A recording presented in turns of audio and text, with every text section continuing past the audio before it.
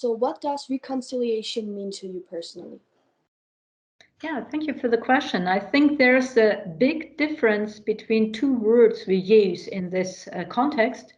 So, and for me, there is forgiveness is something totally different than reconciliation, since forgiveness is something what is a one-side affair, and reconciliation for me always takes two sides.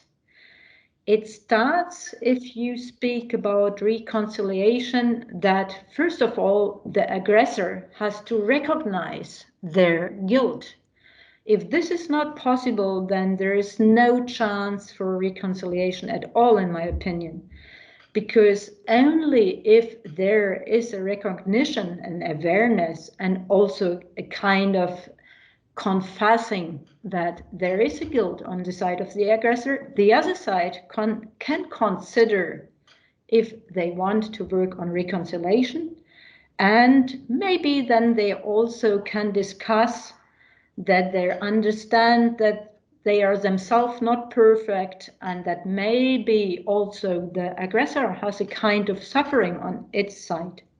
So if this both is possible, and this takes time, then I think is there the real chance that a reconciliation between two persons, two nations can start. Why should young people especially be forgiving? Yeah, this is interesting in the context with the first question, because if I said there's a difference between forgiveness and reconciliation, this also means that many young people especially don't see a need for forgiveness, because they did not suffer themselves personally on, for example, the following of the Second World War. But anyway, I think since they are still carrying the burden of their families, and this means a collected memory as victims or as aggressors, so I think it's a big need for them also to work on this process on reconciliation, forgiveness, to prevent that this is necessary. And this means that they need to consider which is the beginning of the whole story, and this leads back on how does a war break out. We always say wars break out. I think this is not true. Wars, they don't break out. They are always prepared. They're prepared by hate, discrimination, intolerance, etc. And this is the point. Young people, if they want to be able for forgiveness, they should be ready, first of all, to know how to prevent wars in that they learn to be tolerant, respectful, interested in other opinions. And this means also to be able to reach out for other people, for other nations who are different than yourself. Yes.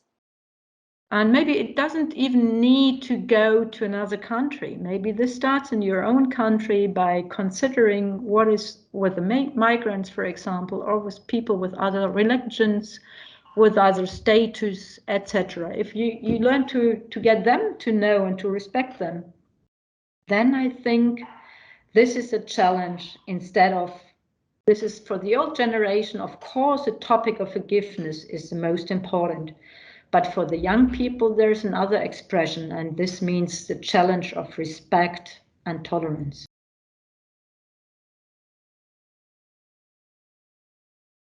Especially connected to your work with the youth together, what do you believe can the youth do to work for peace and also kind of maybe practice reconciliation, if that's possible?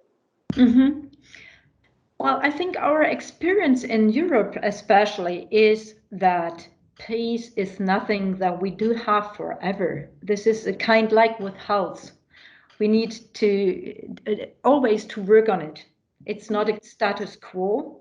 Yeah, we know this was health. You can't go to a doctor and say, no, I'm healthy for the rest of my life, but you have always to see that you stay healthy, and you have to do something for it. And the same is with peace. You cannot say we have considered to have peace and this works forever, but we need to work on it, and especially young generation should know that. And it's kind of, funnily enough, it's kind of opposite like with Corona. For Corona, we needed now all this kind of facing isolation and stay out of contact with others. For peace, is the other way around.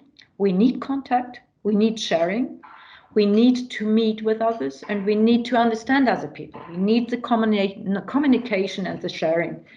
And so, especially in my work, we always tried to bring people together from different sides, from different opinions, from different nations, and to bring them in an activity which shows they can share also their daily life, not on a theoretical level, not only in speaking and discussing, and this is nice, you can chat about everything, but really to be together. And then to see that you physically maybe, and this is what we did, for example, working together on graveyards, that you can understand the other one through the sharing of a daily like moment, by traveling, by meeting, by having fun together, but also by reflecting together the past.